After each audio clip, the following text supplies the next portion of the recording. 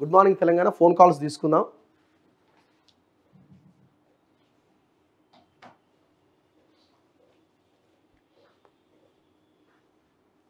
Nine 652777636 ఈ నెంబర్కి call చేయండి.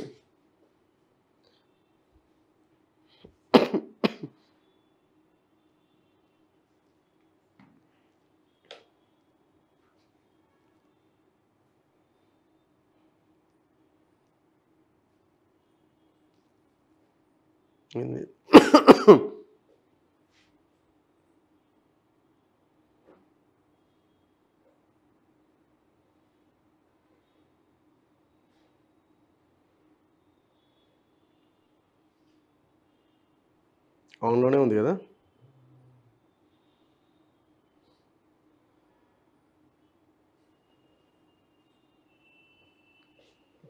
కాల్స్ రావట్లేదు. ఐ థింక్ అందరికీ బిజీ వస్తుండొచ్చేమో. Yeah, first call. Hello hello చెప్పండి అన్న, ఎక్కడి నుంచి మాట్లాడుతున్నారు? హలో హలో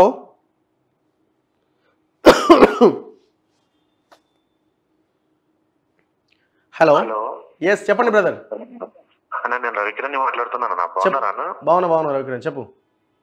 ఇవాళ ఒక ఇంపార్టెంట్ విషయం నేను తెలంగాణ పబ్లిక్ కి నేను గుర్తు చేయాలనుకుంటున్నాను. అన్న మీకు గుర్తుందో లేదో, లాస్ట్ ఇయర్ కేసీఆర్ గారు ఖమ్మంలో ఒక బహిరంగ సభ పెట్టినుండే. మన ఆమ్ ఆద్మీ పార్టీ సీఎం కేజ్రీవాల్ ఇంకా కేరళ సీఎం పినరాయి విజయన్ తీసుకొచ్చి లాస్ట్ ఇయర్ బీఆర్ఎస్ పార్టీ పెట్టి నేను మొత్తం దేశాన్ని ఎల్ఎస్ఆర్ చక్రం తిప్పానని పెద్ద పొంగనాలు కొట్టింటాను అన్న నేను. అయితే ఒక చిన్న క్లారిటీ ఇస్తున్నాను నేను పబ్లిక్ కి. వీడు కేసీఆర్ గారు జస్ట్ జూన్ వచ్చినప్పుడు 9 years పూర్తి కాగానే దశాబ్ది వేడుకలు శతాబ్ది ఉత్సవాలని గొప్పగా పొంకనాలు కొట్టిండు కదా. ఎన్నో వందల కోట్లు వేరే వేరే రాష్ట్రాలకు ఇచ్చిండు కదా. అయితే నేను కేసీఆర్ బీఆర్ఎస్ పార్టీకి నిన్ననేమో ఇట్లా తుంటి ఒక ఇరిగింది ఏమంటాం ఇట్లా నడుస్తున్నట్టు ఒక డ్రామా వీడియో మళ్ళీ ఒకటి రిలీజ్ చేసిండు. నేను హరీష్ రావు గారు కూడా సిగ్గు లేకుండా మాట్లాడుతున్నాడైతే కాంగ్రెస్ పార్టీది దుకాణం ఇంకొక 6 నెలల బందైపోతుంది, మళ్ళీ 6 నెలల తర్వాత బీఆర్ఎస్ వాళ్ళు ఎక్కడ అని వెతుక్కుంటూ వస్తారు పబ్లిక్ అని మళ్ళీ సిగ్గు లేకుండా మళ్ళీ అబద్ధాలు మాట్లాడుతున్నారు. నేను ఇప్పుడు బీఆర్ఎస్ పార్టీకి ఒక శాపం పెడుతున్నాను కదా. ఏంటి చెప్పాలా, మీరు 100 కోట్లు పెట్టి ఏమంటాము ప్రజల సొమ్ముని మీరు అడ్వర్టైజ్మెంట్ లో కానీ న్యూస్ పేపర్ లో కానీ మీరు అడ్వర్టైజ్మెంట్ ఇచ్చారు కదా, అదే పైసలు పెట్టి నిరుద్యోగ వృత్తి ఇవ్వచ్చు కదరా భయ్, హాస్పిటల్ బాగు చేయొచ్చు కదా. సరే అది అయిపోయింది ఇప్పుడు. అది కాదు బ్రదర్, అది అయిపోయింది. వాళ్ళు అట్లా ఇవ్వలేదనే వాళ్ళని ప్రభుత్వం నుంచి పక్కన పెట్టి అపోజిషన్ లో కూర్చోబెట్టారు. ఎగ్జాక్ట్లీ అన్న. ఇప్పుడు నేను అదే చెప్తున్నాను. పబ్లిక్ ఇప్పుడు ఏంటంటే అంత గుణపాఠం చేసినా కూడా ఏ మాత్రం నైతిక విలువ లేకుండా ఇంకా సిగ్గు లేకుండా అక్కసు కప్పుతున్నారు కదా. అయితే ఇప్పుడు పబ్లిక్ భవిష్యత్తులో ఏం కావాలంటే 1 second అన్న, వాళ్ళకు ఎంపీ ఎలక్షన్స్ లా ఇంకా sarpanch MPP ZPTC local body elections లా గుర్తు 0 డిపాజిట్ తోటి వాళ్ళకు ఎలక్షన్ కే పనికి రాకుండా చేయడమే అది ఏకైక పరిష్కారం అన్న. ఓకే అన్న, okay brother, thank you.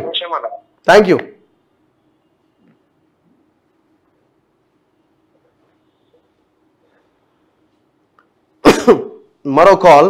Hello అన్న, నమస్తే అన్న. నమస్తే అన్న, చెప్పండి. నేను భీమాశంకర్ బాన్సువాడ నియోజకవర్గం. ఎక్కడన్నా? బాన్సువాడ. చెప్పండి బ్రదర్.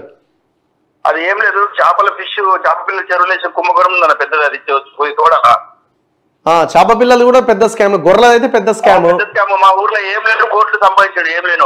ఏం లేనోడు కోట్లు సంపాదించాడు. ఓకే. చేపల ఆంధ్రకి ఏం తేవాలో అది మన మినిస్టర్ ఉన్నాడు కదా ఎర్రపల్లి, అది గుర్రలు ఆ మినిస్టర్ ఆయన మా తలసాని శ్రీనివాస్ యాదవ్. ఓకే.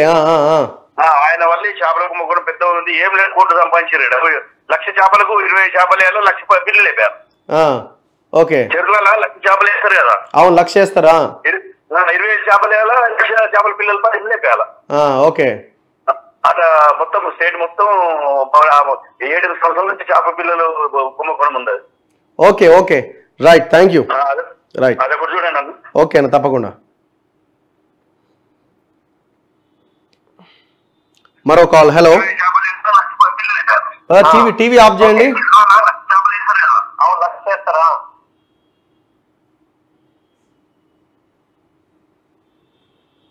హలో, నమస్తే రాజన్న. నమస్తే అన్న, చెప్పండి.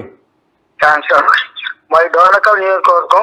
డోర్నకల్ చెప్పన్నా అన్న. అప్పుడు నాకు ఎదుబాక అప్పుడు చేశారు. ఇంకా 2 నెలలు ఎలక్షన్ పెడతారనగా సీఎం ఫండ్ పెట్టాయి, వస్తాయన్న. CM relief funda? అన్న మీ ఎమ్మెల్యేని అడగండి, లోకల్ ఎమ్మెల్యే ఉన్నాడు కదా. అదే రామచంద్రయ్యకు ఇదివరకు అప్లికేషన్ పెట్టిన, ఆయనకు ఆధార్ కార్డు నెంబర్ కూడా పంపాడన్నా. అదే ఆయన అడగండి, ఎమ్మెల్యేని అడగండి, వస్తాయి. రైట్ రైట్ అన్న.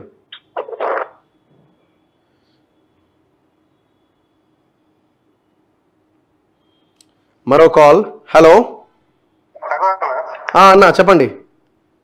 రైతు బంధు అని గురించి మాట్లాడుతున్నా అన్న. అయితే ఇప్పుడు 7 లక్షల కోట్ల అప్పు అయితే అన్న, అయితే ఇప్పుడు రైతుకు వైఎస్ రాజశేఖర రెడ్డి ఉన్నప్పుడు రైతులు వ్యవసాయం చేయలేదా అన్న? రైతుకు కావాల్సింది గిట్టుబాటు ధర కదా. గిట్టుబాటు ధర కావాలి, నష్టపోతే పరిహారం ఇవ్వాలి, సబ్సిడీలు ఇవ్వాలి, ఇవి కావాలా? సబ్సిడీ ఇవ్వాలి. అయితే గిట్టుబాటు ధర ఇస్తే ఎవరైతే నిజంగా పొలంలో వ్యవసాయం చేస్తారో వాళ్ళకే న్యాయం జరుగుతుంది. అవునవునవును.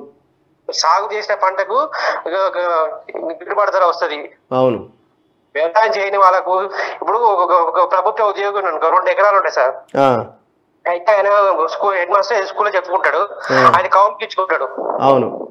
ఆ 2,000కు రైతు బంధు 30,000 సంవత్సరం పడుతుంది. ఎందుకు ఇవ్వాలి ఆయనకు?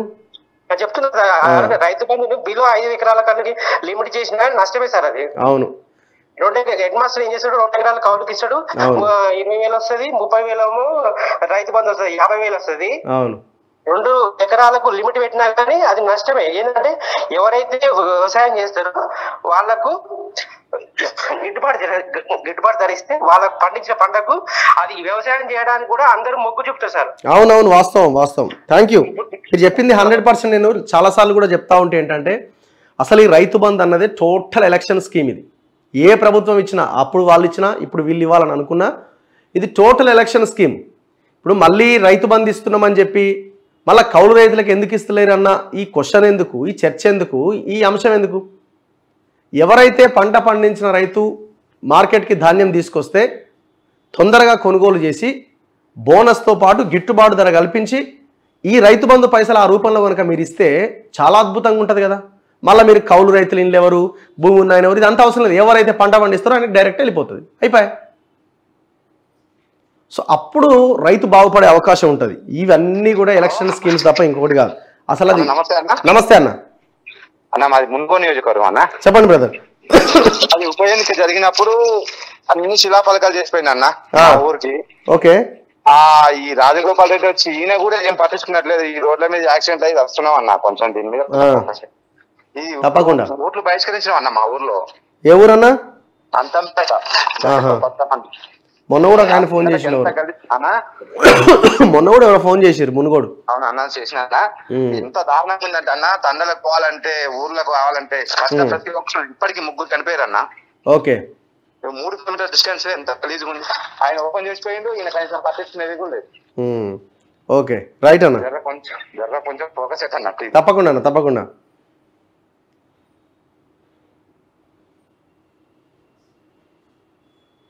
మరో కాల్. హలో. నమస్తే అన్న. నమస్తే అన్న, చెప్పండి అన్న. మహబూబాద్ నుంచి మాట్లాడతాన్నా. చెప్పండి. నా పేరు పి మత్సూద్ అన్న. ఓకే. నేను 2018 అన్న. 2018 ఉద్యమకారిని.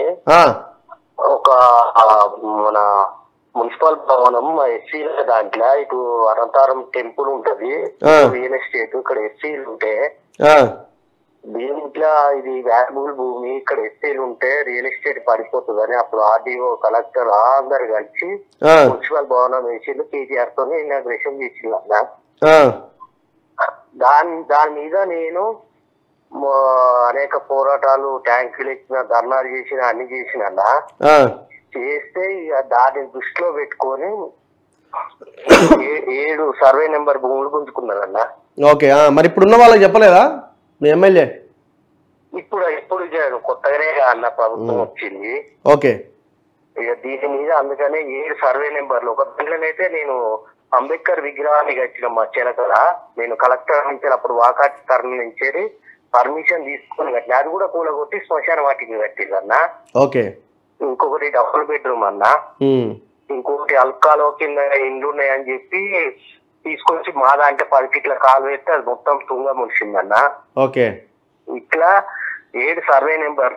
నేను ఆల్రెడీ లాలా అడ్మిషన్ వేసినన్న. ఒక్కొక్క సెమిస్టర్ కు ఒక్కొక్క భూమి గుంజుకున్నారు. ఎవరు ఈ పని చేసింది ఎవరు మరి?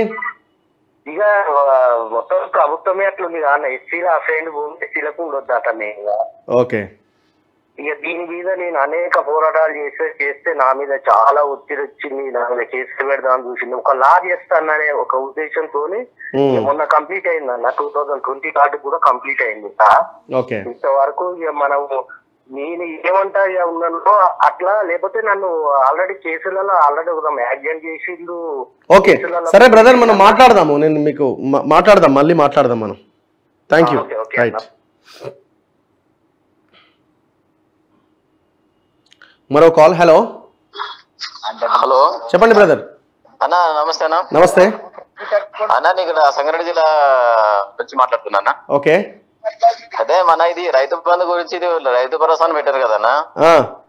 ఇది రైతుల భరోసా లేకుండా రైతుల అరిగోస్తాను అన్న. ఇది ఇంతకు అర్థం కాదు. ఎందుకు అట్లా? ఇది రైతు బంధు ఇంతవరకు ఎవరికి పత్తలేదన్న. 2 ఎకరాల వాళ్ళకి ఎంత లేదు, నెలాఖరు వరకు వేస్తారట. ఏమి ఇస్తారు ఏమన్నా? అసలు ఆఖరికి రైతులకు బొంద పెట్టేటట్టే కనిపిస్తాయి లెక్కలు. చూద్దాం మరి ఏం చేస్తాం. మరి ఇప్పుడు ఆయన కూడా చేసింది కూడా అట్లే చేసిపోయింది కదా. ఇక ముందున్న మా 90 మంత్రి అట్లా చేసిండు, వీళ్ళు అట్లా చేసేటట్టు కొడతారు. చూద్దాం. అందుకే కదా కొంత సమయం ఇచ్చి మనం ఆల్రెడీ స్టార్ట్ చేసినాం. ఏం చేస్తారో చూద్దాం. అన్న నీతోటి కలవడానికి నీకు హైదరాబాద్ ఎక్కడ ఉందమ్మా నా ఆఫీస్ రావడానికి? చెప్తాను, నేను ఫోన్ చేస్తాను మీకు. సరే ఓకే. రైట్. మరో కాల్. హలో అన్న నమస్తే. నమస్తే అన్న. అన్న ఇది మన మీది ఉన్న ఆకుటూరు మురళి గారిది వీడియో చూశానండి. చూశాను కానీ ఆటో గురించి మీరు మాట్లాడారు బాగానే. వాళ్ళకు కూడా ఇబ్బంది కదా సార్ అంటే. వాళ్ళకి ఇబ్బంది, ఇంకా 4 వైపు వాళ్ళు కూడా అంత బస్సులో ఎక్కలు కూడా ఎక్కరు అంటే. ఆల్రెడీ 1 month 1.5 month అయిపోయింది, బస్సులో ఎక్కితే ఉన్నారు, పోతూనే ఉన్నారు అన్న. మాది ఆటో పరిస్థితి ఎవరు అడిగేటం లేదన్న. ఈ గవర్నమెంట్ చూద్దాం ఇప్పుడు గవర్నమెంట్ అయిపోయింది, అంత అయిపోయింది. ఇంతవరకు ఎవ్వరు కూడా మాట్లాడరు అన్న ఆటోల గురించి. ఏదో ఒక రోజు ఇట్లా టచ్ చేసి వదిలిపెడతాను దాని మ్యాటర్. లేవు ఏది లేదన్న. ఇదివరకు ఒకప్పుడు ఎన్నో వీడియోస్ వచ్చాయి, ఇప్పుడు ఒక్క వీడియో వచ్చలేదన్న ఎవరిది. మనం ఫోకస్ చేద్దాం. మరి మురళి గారు అయితే చెప్పేస్తున్నాం మంచి గవర్నమెంట్ వచ్చేసింది. వాళ్ళేమో కొంత సమయం కావాలి కొంతమంది అంటారు, కొంతమంది ఏమో ఇది అంటారు. ఆయనేమో ఆల్రెడీ మంచి గవర్నమెంట్ చాలా బాగుంది ఇది అని చెప్పి అంటాడు. ఏం పని చేసినా గవర్నమెంట్ బాగుంది అంటున్నాడు అన్న. కదా అర్థం కాలే. ఓకే ఖచ్చితంగా అన్న. మీ సమస్య కూడా చాలా చాలా పెద్ద సమస్య. పరిష్కారం దొరకాలి. ఒకప్పుడు చిన్న సమస్యని భూతత్తులో పెట్టింది, కానీ ఇప్పుడు పెద్ద సమస్య వచ్చినా కూడా భూతత్వం కాదుగా, చిన్న కూడా పడుతుంది. రైట్ అన్న. మనం ఆల్రెడీ దీని మీద ఓకే తప్పకుండా మనం ఆల్రెడీ దీని మీద కొన్ని వీడియోస్ చేసినాము. ఇప్పుడు మీకు ఏదైతే హామీ ఇచ్చినారో వాళ్ళు మేనిఫెస్టోలో 12,000 రూపాయలు ఇస్తామని ఏదో చెప్పినట్టున్నారు. అది కూడా ఇంకా ఇంప్లిమెంట్ చేయనట్టుంది. కొంచెం మీరు మాట్లాడండి. ఓకే తప్పకుండా అన్న, తప్పకుండా. వాస్తవంగా మీకు కూడా ఛాన్స్ రావాలి కానీ చూడాలి, కానీ వాళ్ళకి ముందు అంటే మీకు కూడా మాట పడతారు, కానీ ఆ మాట పడద్దు మీరు కూడా అనేది ఉన్నది మాకు కూడా లోపల మంచితనంగా. తప్పకుండా చాలా దిక్కులో మాట్లాడారు, తక్కువ మాట్లాడితే ఇప్పుడు మిమ్మల్ని కూడా ఎత్తుకొస్తారు వాళ్ళు. అదే సమస్య ఉన్నది ఇప్పుడు. అందుకే మనం చూద్దాం ఎంత సమయం ఇన్ని రోజులు వెయిట్ చేసినాం. రైట్ అన్న, చేయండి అన్న. తప్పకుండా. థ్యాంక్ యూ అన్న, థ్యాంక్ యూ.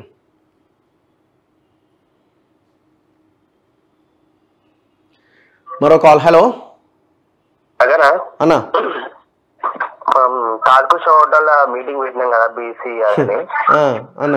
ఎలక్షన్లకు ముందు కదన్న అది తర్వాతనా? ఎలక్షన్ల ముందు పెట్టినాం. మమ్మల్ని అందరినీ ఆ రోజు ఇట్లా చేద్దాం, బీసీలు ఇట్లా ఈ క్యాలెండర్ గెలుపుదాం, మా క్యాలెండర్ గెలుపుదాం అని చెప్పారు. ఎవరు పెట్టి? నేను పెట్టలే మరి.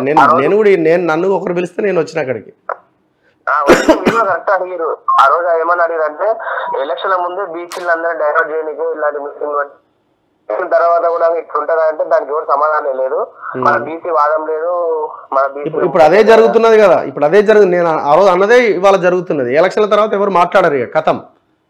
అదే మీరు ఆ రోజు కరెక్ట్ గుర్తుపట్టదు. కానీ నాకు నేను మళ్ళా నమ్మాలా నమ్మొద్దు ఒక డైనమాలో ఉన్నామన్నా. సరే దానికి కూడా ఆయన ఏదో మొన్న ఇదే క్వశ్చన్ నేను అడిగినప్పుడు ఆయన ఏదో క్లారిటీ ఇచ్చే ప్రయత్నం చేసినట్టున్నారు కదా. నా ఇంటర్వ్యూ చూడండి ఒకసారి. బీచ్ వాదం కన్నా నాకు కేసీఆర్ దిగడమే కావాలని అనుకుంటున్నారు. సరే చూద్దాం. ఏదైనా కూడా మనం దీన్ని ముందుకు తీసుకెళ్ళాలి.